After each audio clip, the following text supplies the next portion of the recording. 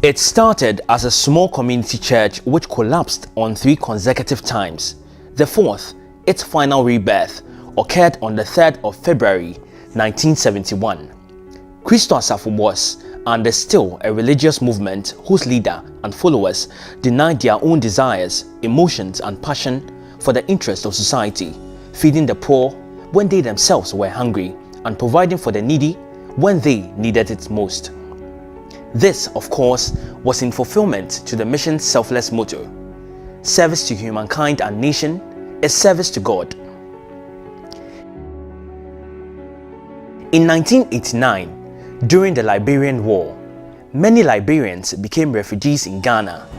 The first ship, known as Tano River, arrived in Ghana at the Tema Harbor with over 8,000 adults. The second, 11,000 adults, and the third, 5,000 adults, children not counted. Thus, over 24,000 adult Liberians and their children who almost outnumbered them. Apostle Safo and his Kristo Asafo fed all refugees with breakfast, lunch and supper until government provided them with permanent shelter at Bujumbura. This is how selfless this man and his followers were. During the PNDC revolution, on mission to spread the word of his God in order not to put his life and that of his followers in danger, the founder had to inform soldiers about their intention to carry bags of cocoa as a contribution to nation building, which they did while spreading the word of God.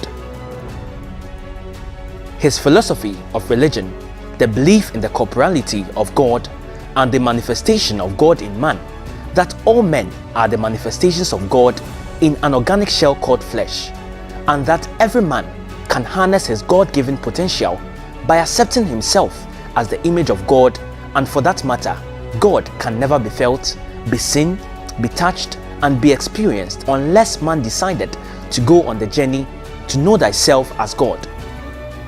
Until then, may we as blacks, Africans, redeem ourselves from mental slavery and work toward building our country and continent. This must not happen until man feels for one another and show absolute bestowal or love to his fellow mankind. In this lies the power of giving and the love for humanity, the constant prayer to develop the Spirit of God within and without us. And so the mission was very known across the country for the marvelous works of charity and philanthropy. From donations to SOS children's homes, prison, hospitals, and the provision of scholarship to brilliant but needy children, both within and without the mission, providing for the physically challenged, etc. Giving to the poor was a key practice in the early years of the mission and even till date, which earned the founder the honorary doctorate degree of law for his tremendous contribution to fighting poverty among the marginalized in society. Notwithstanding, the power of God in him could override several scientific and physical forces, and of course, these phenomena could be described by Christian orthodoxy as miracles. Yet, Apostle Safo teaches that these events that happen or exist beyond human or scientific perception are scientific, although they have not been subjected to scientific observation, that these phenomena may not be described as miracles if mankind, especially blacks, make the resolve to pursue science and make the journey to great discoveries. By the power of God upon him, the sick was healed, the cripples walked, the barren gave birth, the blind could see. In 1981 to 1991, the man of God revealed that for 10 years, none of his 10,000 followers would ever taste death, of which many who doubted attempted suicides, yet could not die. And the most important test of all great adepts, the ultimate manifestation of the true power of God, the dead was raised and is still living today. Despite all these, the man of God would keep telling his followers that working miracles is not his mission, that mankind should accept who they are, that God lives in us, that wisdom is not obsolete, that Africans can do better if we accept who we are and research practically to solve our own problems and improve livelihood. In the early 80s, Apostle Safo would reveal his true mission to his followers, that he emanated to manifest the power of God, preach emancipation and redemption to the black African, that the African may know his true power as a manifestation of God, put his brain to use, not follow the matrix of his slave masters, and weave his own freedom. However, no adept of his kind ever traverses the earth of physical manifestation without trial. Trial is presumed to be a must for adepts of his kind to reach the ultimate spiritual acme, to prove to the world that their mission is mystery yet divine. Amidst the teaching of divine manifestation of God in man and himself, and the giving to the poor even when his followers needed it most, arose enemies within and without. Many were those who did not understand his teachings of God's manifestation in man and the philosophy of depriving oneself for the benefit of others. The trial drew near. A revolution evolved within the mission amidst a nationwide revolution, a time where people were sentenced by firing squad. His own followers led the trial, and he was accused of several military hearings where he was harassed, maltreated, and molested. He was charged with several counts, including but not limited to: 1. That his teaching described him as God, a manifestation of God. 2. That he had embezzled church funds, and several other charges. Upon a journey of 2 months' trial of ordeals and embarrassment, when at a point the military were ordered to end his life, his God stood by him, and he stood tall, acquitted of all charges. As if that was it all, he was again handed to the military and police, where he was picked at night, 2:30 a.m., shoved into the boot of a car, beaten and tortured on a charge of stealing, which later came out as false after days in a cell. On the street of Koforidua, his hands were tied with rope, tied to the back of military car, and dragged on the street for sins he did not commit. All in the name of revolution. Yes, a revolution, because he was seen spiritually to be too powerful and one who could one day topple the military rule. Several criminal investigators were planted as moles by the revolution movement around him to find the source of his power, many of whom later became converts, and some even became pastors of the church upon finding out the divinity of the Great One, Apostle Safo, as many call him. Since 1980, Apostle Safo and his mission would have an annual agricultural exhibition where several farm produce would be displayed and distributed to various SOS children's homes, prisons, hospitals, the physically challenged, and individuals in need. The purpose of this was to inform and teach the African that we can grow what we eat of high quality standard, improve biodiversity and health by encouraging healthy organic agriculture. His fight against GMO started even before GMO appeared in public discussion of Africa in the 21st century. A decade later, in 1990, he revealed to his followers and the entire country that the one necessary move that can help emancipate Africans is for us to think in the line of science and technology. That the gap between the developed world and Africa is a technological gap. However, before this new mission, he had, since the year 1980, begun his research into the building and manufacturing of electronic and electrical gadgets, including, but not limited to, home theaters, televisions, electric motors, stabilizers, radio transmission console, etc., and musical instruments such as lead guitar, bass guitar, speakers, electric drums, just to mention a few.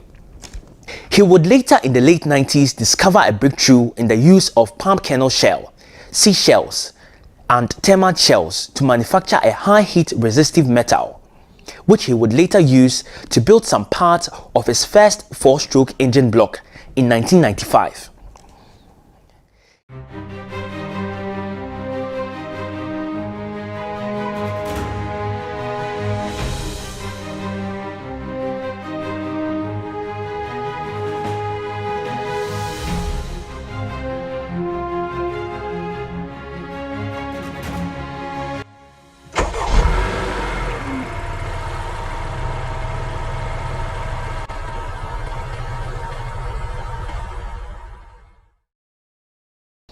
The annual agricultural exhibition then became an annual technological exhibition where he demonstrated that the black man is also capable as a form of transformational change of mindset to Africans.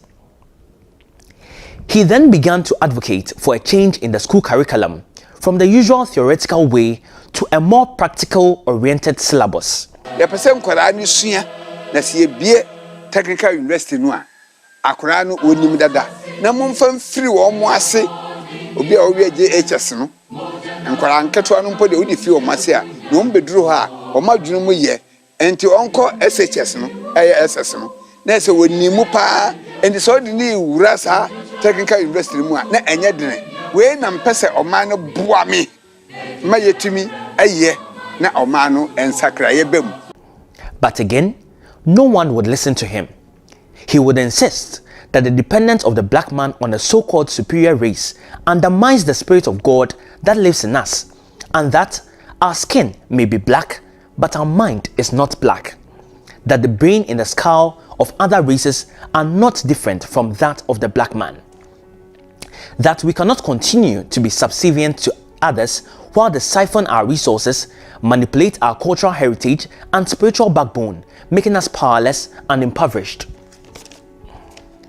On the science and technology mission, the first car engine he manufactured became the center of attraction for the 1996 Ghana Trade Fair. Following that, he manufactured his first car, a handmade saloon car, which began the kantanka automobile dream in the year 1998. Several products have been exhibited or launched from his research center. These include a clapping television, which is switched on and changes dials and control volume by clap. The dreamer didn't rest.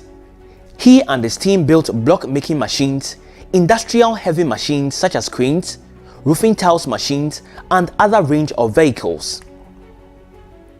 This was followed by a series of V6 engines, V8 engines, and several range of four-wheel vehicles, including his personal vehicles also named after his title, Odeneho.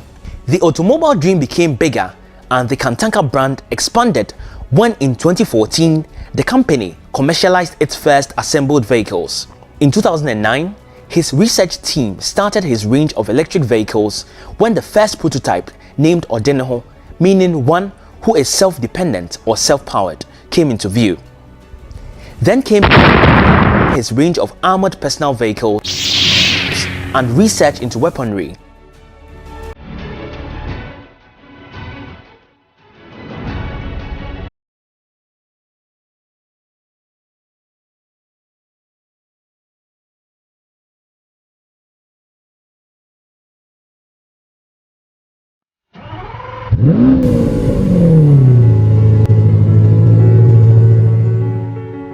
Over the past years, his research into weaponry has focused on anti-missile technology, which is being built to render missiles and bombs non-harmful and not dangerous whenever launched into any space where the anti-missile radar may reach. However, over the past decade, his messages have been centered on health and, most importantly, on organic agriculture and the harmful effect of GMO and the agrochemicals on health, being the cause of most metabolic diseases and cancer in recent years. So, he embarked on research into organic biopesticides, weedicides, and fertilizers, which will be commercialized soon to replace the harmful agrochemicals on the market today. This, among others, has been the journey of Apostle Safo and his mission over the past 50 years and the past 40 years of agricultural, science, and technology exhibition. While some may describe him as the greatest spirit to have traversed the African soil, others describe him as the Great One, a manifestation of the unseen one reality who we all personalize as God, and philosophy calls it that.